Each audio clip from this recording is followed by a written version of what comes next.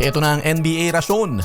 Mga kabasketball, natalo na naman ang Golden State Warriors. Back-to-back losses sila at ang masama, back-to-back come from behind victory ang mga kalaban sa mga malalaking kalamangan nila. Ang itinuturong dahilan ng ilang mga eksperto ay ang 12-man rotation nitong si Coach Steve Kerr. Paano nangyari yun? At mukhang magkakatrouble sa Denver Nuggets dahil itong si Jamal Murray itinuturong dahilan ng pagkawala ng focus ng ilang mga kakampi niya na taga Los Angeles daw. Abay, madali naman nating ma-research kung sino ang Los Angeles area native sa Denver Nuggets. Pero bago yan, silipin muna natin ang mga numero sa panalo ng Brooklyn Nets kontra Golden State Warriors.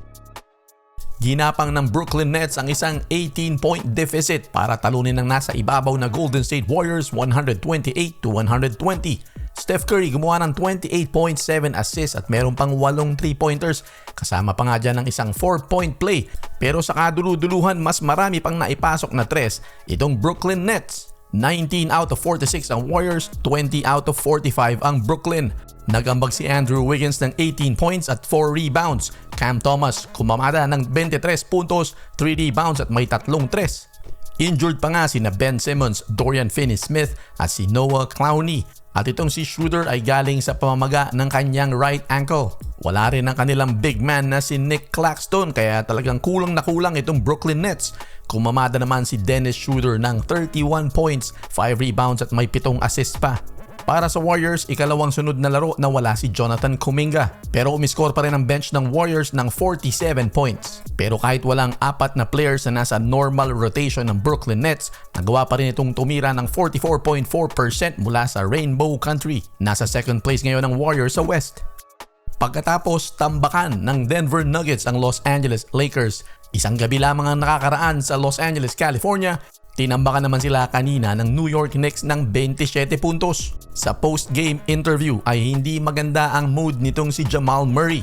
Sa kanyang interview, sinisi ni Jamal Murray ang buong koponan. Aniya hindi raw ito committed na manalo at tila mas iniintindi daw nito ang mga self-interest kaysa maging isang cohesive unit.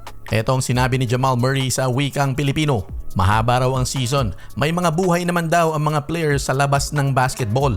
Tinalo daw nila ang Los Angeles Lakers sa Los Angeles at meron daw silang ilang mga players na nakatira sa Los Angeles kaya nagstay pa daw ito sa LA. At gaya daw ng sinabi niya, sa tingin daw niya ay hindi nag-focus ang bawat isa. At ganito nga raw ang nangyayari kapag walang focus. May laman talaga ang sinasabing ito ni Jamal Murray. Pag tinignan natin ang kanilang lineup, 2 player lang ang tubong California. Yan ay si Peyton Watson na ipinanganak sa Beverly Hills at si Russell Westbrook na tubong Long Beach. Si Watson ay gumawa ng 6 points, si Russell Westbrook 27 points.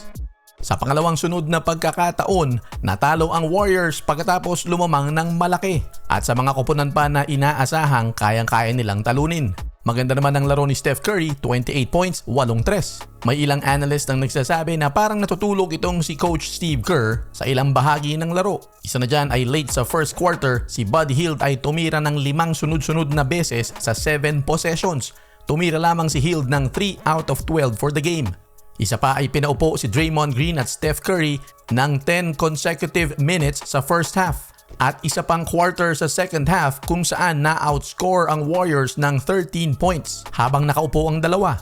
At isa pa si Moses Moody na gumawa ng 15 points sa first half, pinaglaro lamang ng 2 minutes sa second half. Komento ng ilang analyst na baka raw dapat silipin ni Coach Steve Kerr ang kanyang 12-man rotation na maganda kung sa maganda dahil nasa ibabaw sila ngayon pero pwede pa itong i-adjust ng kaunti dahil kapag nag-iinit ang kalaban kinakailangan na ang mga veterano sa loob dahil ang mga bagito ay syempre magkakamalian at pag dumating doon kinakailangan yung mga may init mo na players ay sila dapat ang nasa loob.